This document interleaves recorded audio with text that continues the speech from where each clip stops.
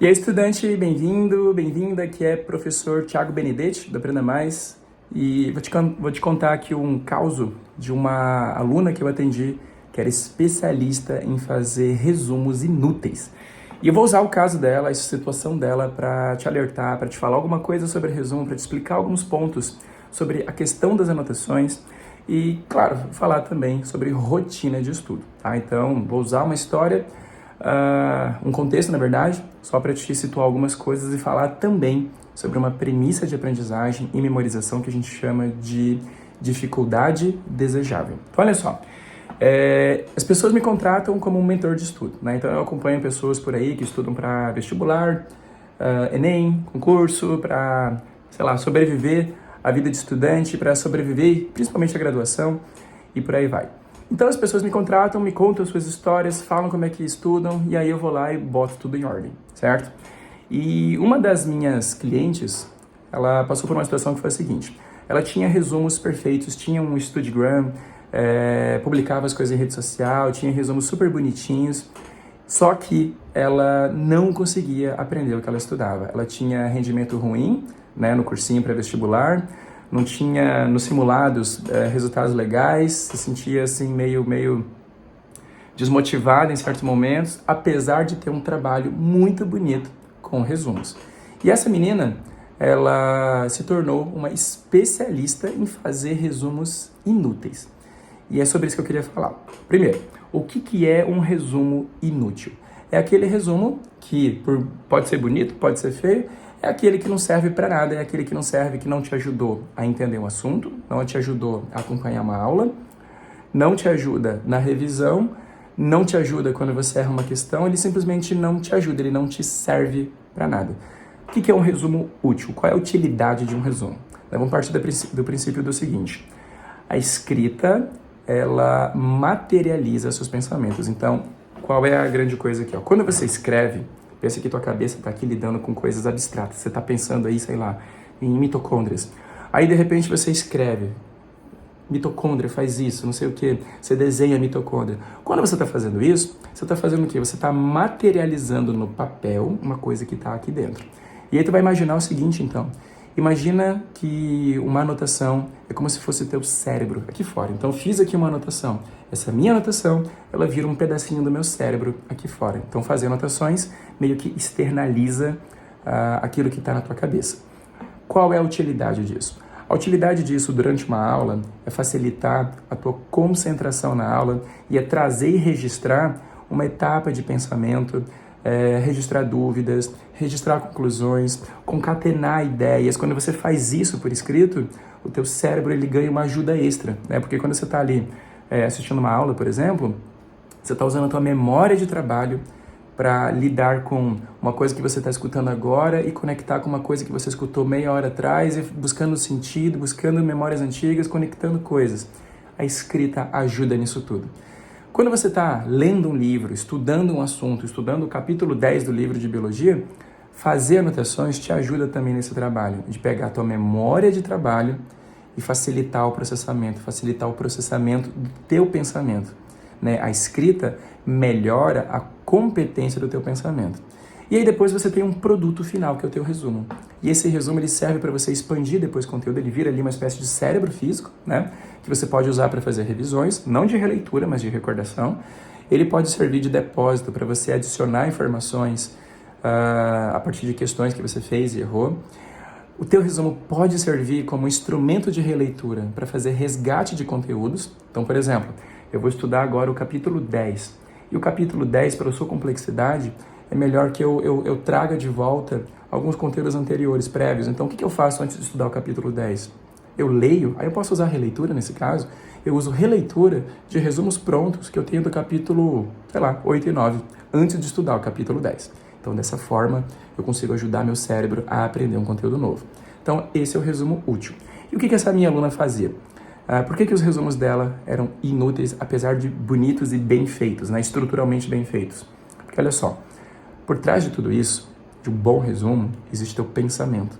Existe o que a gente chama de dificuldade desejável. O teu cérebro, ele só vai conseguir realmente entender que uma coisa é importante, ele só vai realmente fazer o esforço de conectar ideias quando você ativamente pensa e raciocina sobre o que você está fazendo. Então, na hora de fazer anotações, isso é necessário. E por que essa minha aluna tinha resumos inúteis? Porque ela ia lá para a aula e ela basicamente copiava só o que estava no quadro, não prestava tanta atenção, porque repara, o objetivo dela era necessariamente fazer o quê? Era produzir material para a rede social dela. Então ela fazia resumos bonitões, tarará, mas ela nem chegava a prestar atenção direito na aula. Ela copiava lá e não sabia o que estava copiando. Aí na hora de pegar o livro, o que ela fazia? Ela pegava o livro, copiava, transcrevia basicamente o que estava no livro e botava no papel, e colocava lá no resumo dela, minimizava alguma coisa, né? Limpava um pouco, enxugava um pouco o texto, mas naquele esquema assim meio de aluno Xerox, sabe? Que só copia e cola.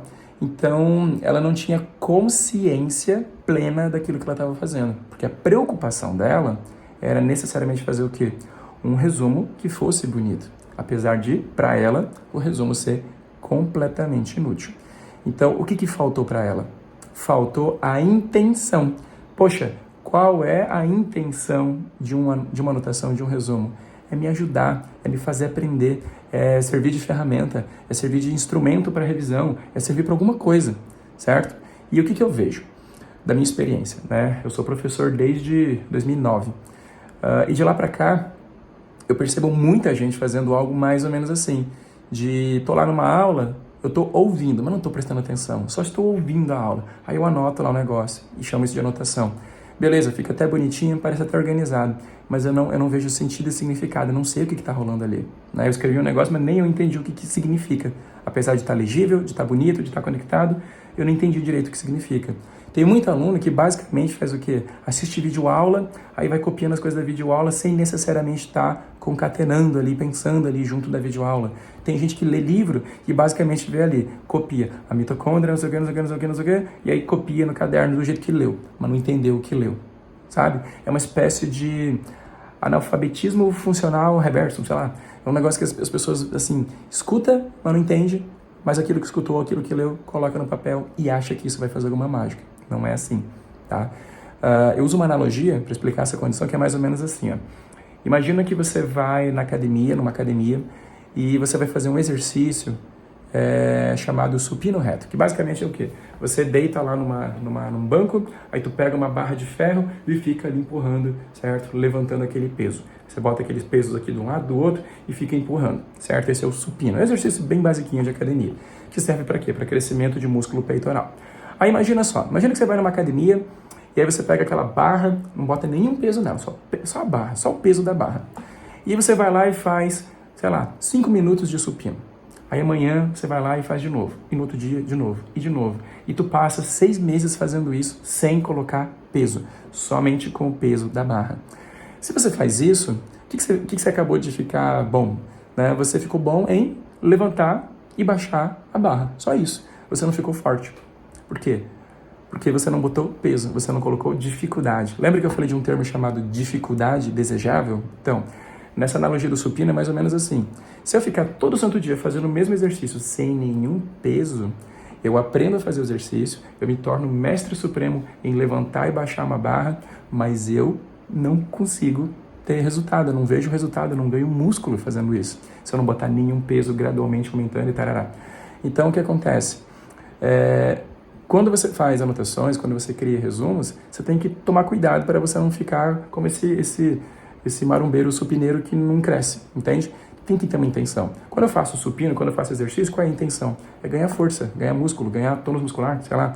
E para isso tem que ter alguma dificuldade. Se você faz o teu estudo, se você vai para uma aula, se você lê um negócio, se você faz um resumo, se você faz uma anotação, sem nenhum esforço, sem nenhuma dificuldade, sem realmente ter que pensar ativamente, sem estar ali realmente envolvido, engajado com aquilo que você está supostamente estudando, aí não tem aprendizagem. Aí você está basicamente o quê? Perdendo tempo enquanto escreve. Então, se você estiver assim, divagando, fazendo lá qualquer coisa, copiando no quadro, copiando do livro, e alguém perguntar o que você está fazendo, você não pode falar que está estudando. Você tem que falar assim, eu estou aqui perdendo meu tempo. Basicamente é isso. Tá? Então, esse vídeo, ele não tem necessariamente uma dica prática, nenhum método. É mais um alerta, certo? É só mais uma conversa para você usar essa situação dessa aluna que eu atendi e que hoje, claro, né, ela aprendeu a estudar do jeito certo, né, fazendo as anotações do jeito certo. Então eu quis te dar aqui, na verdade, um alerta para você parar para pensar e refletir. Será que o que eu estou fazendo está sendo proveitoso? Será que eu estou usando o que a gente chama de dificuldade desejável? Ou será que eu estou fazendo uma coisa sem peso e, portanto, sem valor e, portanto, sem aprendizagem? Tá? Então, fica aí para você pensar. E se você estiver pensando alguma coisa sobre isso, refletindo sobre algo, e você quer uma ajuda para entender, né, alguma situação, alguma dificuldade que você tem na hora de estudar, fazendo anotações ou algo do tipo, deixa aí um comentário, tá? Que vai ser um prazer ver o que você falou e conversar com você através dos comentários, tá bom? Espero que esse vídeo tenha te ajudado a pensar algumas coisas e se ajudou você, pode ajudar outras pessoas. Não esquece de curtir esse vídeo e compartilhar ele com colegas estudantes, tá bom? A gente se vê por aí num próximo vídeo.